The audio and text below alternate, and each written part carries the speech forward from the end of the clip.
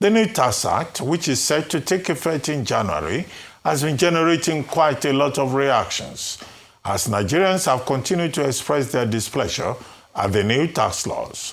Former Vice President Atiku Abubakar has faulted the National Assembly's move to re-gazette the recently passed tax reform laws, saying a fresh passage is a solution to the crisis rocking implementation by January 1, 2026. Atiku said the attempt to rush a re-gazetting of the law while stalling legislative investigation undermines parliamentary oversight and sets a dangerous precedent. He stated that a law that was never passed in the form in which it was published is not a law, but a nullity. Joining us on this show to discuss lingering controversy over multiple versions of the new tax law and the way forward is Dr. Sam Amadi, Arise News analyst. Dr. Amadi, good morning and welcome to the morning show. Thank you, Dr. Amadi, and the best crew on television. Good morning. Compliment of the season. Morning. Well, thank you for the compliment. Well, we don't want to masturbate. I don't know about best crew on television. But quickly, let me ask you, what's your take on the controversy around the tax laws? Well, first, let me say that this is of, serious dimension. Again, we've seen possible executive overreach, whether in terms of the executive not following the law strictly, whether in terms of executive trying to use executive powers, executive orders of the president to undermine legislative, jurisdiction, whether in the U.S., elsewhere in the world. But what is remarkable about this is that it touches on possible criminality in terms of forgery. Okay, now, classically defined by the Supreme Court, the forgery exists when there's an original of something and a fake or a simulation, if you like, of that original, which is passed off as the original. So in this case, if, as it's been established, the gazetted version, quote unquote, of the tax law is not exactly what the National Assembly passed, then it means that there is prima facie a case of forgery, because whoever did it and presented it as what is passed and ascertained to. There's a deeper dimension here.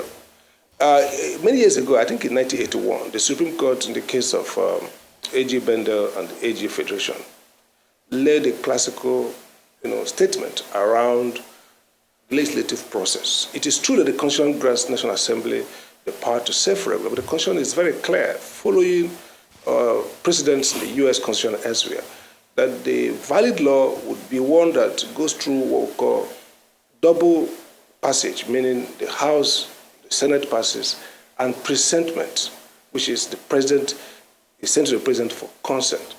And so the Supreme Court in that case it was an appropriation act, and there was a crisis, a different variation of the House and the House of the Senate, and at the Joint Committee, the House normalized and harmonized, but did not go back to the two houses to pass the harmonized version and sent to the President for assent. At the Supreme Court, Benel State took the Federation to court, and the Supreme Court invalidated that appropriation act and made it very clear that what the Constitution requires is that every act must have been passed by both houses, the same version, and sent to the President for consent before it becomes law. Now, two things are possible here. Either they harmonized. What we had in the committee had different versions, and they met a transcorp with perhaps a few executive members, and they finally got a draft, a harmonized version, and passed it. Now, the question then is what the President assented to the same as what the two houses deliberated, harmonized, and passed? If it is so, then someone has forged what is no longer a valid law, because the law that the President signed is the law that was passed, the bill that was passed by both houses. Or is it that the bill that was passed by the both houses was not what was sent to the President for assent, which means the president assent is invalid because he assented to not what was passed by both houses. So if you then look at these two scenarios, the ratification changes. So if, for example, Mr. President assented to a version different from what the two houses passed, the president assent is invalid, and therefore no law exists to be validly gazetted. If the president actually consented to what the two houses passed, but someone wrongly, illegally took it and changed it and gazetted it, then there's clear forgery of what was passed, and therefore that has to be investigated and prosecuted. At any rate, there must be an audit of what actually happened before you begin to take remedial action. Okay, thank you so much. And I think it's important for us to break this down, Dr. Amadi. There's been a lot of information flying around and people don't have a true picture of what is going on. So it's good for us to really dissect that. Now, I hear you, and it aligns with some of the thoughts presented by some people like former Vice President Atiku Abubakar, the NBA, who have asked for a suspension or a doing away until things are done properly. However, there's also the argument put forward by Mr. Taiwo Oyedele when he came here that doing so would mean that there would be a lacuna, there would be a gap, because the old law has been repealed, and therefore it would impact revenue generation. And of course, at this point in time, no one wants to touch that. We need revenue. We need to service our budgets. We need to, spend money. How do we then fix that? How do we address that? Is that not throwing the baby away with the bathwater? Should we not address the specific concerns that people have in terms of the insertions rather than doing away totally with the law? Very good point. And I think it's part of theocracy, technocracy. Technocrats are prone to look at market-based solution. Just the key point here is fiscal buoyancy. We just want to get money in. And therefore, we don't need to get ourselves bogged down by legalese. But it's not so in real life. So first, if the act that is now being contested against has not been validly passed, is the one that nullified the previous tax law, then that notification is invalid. So the old tax law exists as if it has not been nullified. So that's number one as a legal response. And that's assuming that the same law is a law that nullified the existing one. So you go back to the status quo before the legislation. But again, beyond that, if you look at the 1 week or two that we've had this crisis, we've had National Assembly pass law in 1 day. Seen the old anthem repealed in 1 day. So the first issue to do is, and fiscal policy is not just about revenue.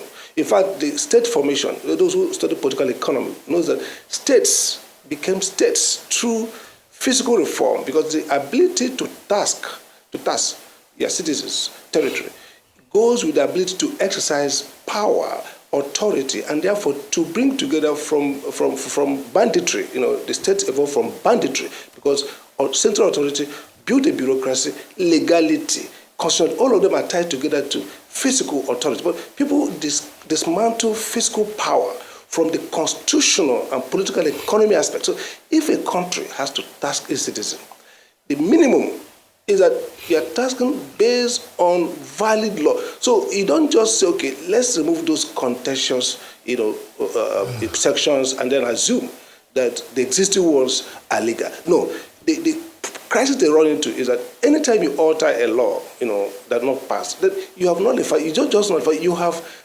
destroyed the base of democracy, which is this is why we have National Assembly members. They don't even know that they are very important.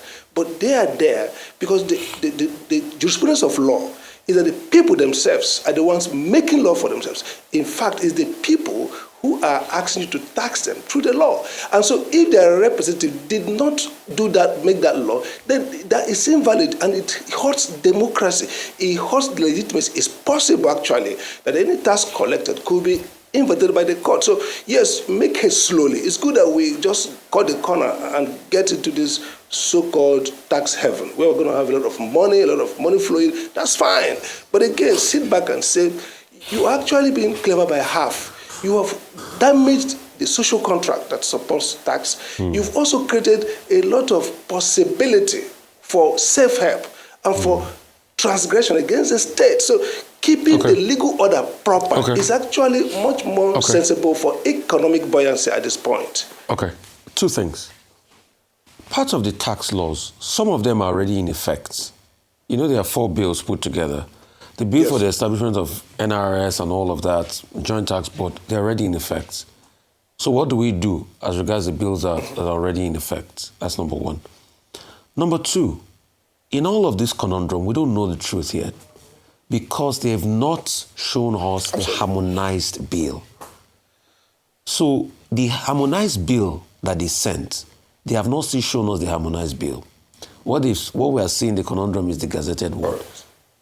Can we call for them to release that harmonized bill? And is this attempt to regazette, is it admission of guilt? Because you only regazette when you have like typographical errors and the likes. But if something substantial that throws out the policy narrative in there is in there as a bone of contention, and we are saying we quickly want to regazette. So just makes those clarifitions, sir. Yeah, sure. Okay, so let me start with the first one. The laws, there are 5 laws, tax administration, different laws. Anyone that's not afflicted, so to say, with this crisis is validly passed, so they exist. Now, the one we're dealing with is this one that is alleged to have been altered. The second point I would like to say is that, look, you're right.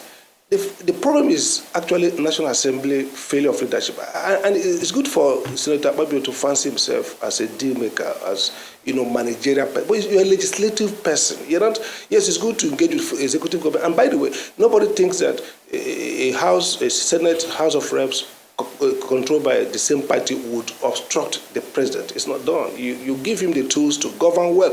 But you need to also protect your procedure. So this is not against Tinubu or for Tinubu. This is fundamental. So I expected Akpabio and his people to come out clear and say, first, the legislative business is a business of due process and records.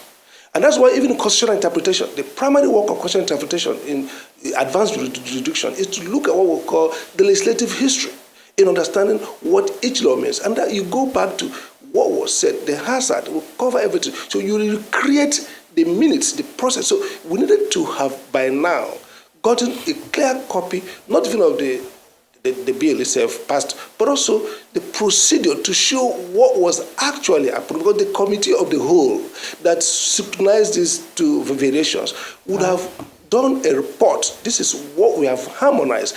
That does not happen. So you have to first come clear to protect your procedure. It seems like that is not just forgery. That's also a classical case of cover up. Right. And that's not good for the image of this government. Absolutely. It's not even good for the credibility and the sustainability of the tax regime itself. Indeed. Thank you so much for your time with us, Dr. Sam Amadi. We'll continue this conversation because I believe it's not yet done, at least until we know what's happening on the 1st of January, whether or not we are going to proceed with the implementation of the law when it will take its full effect. But thank you for your time with us today.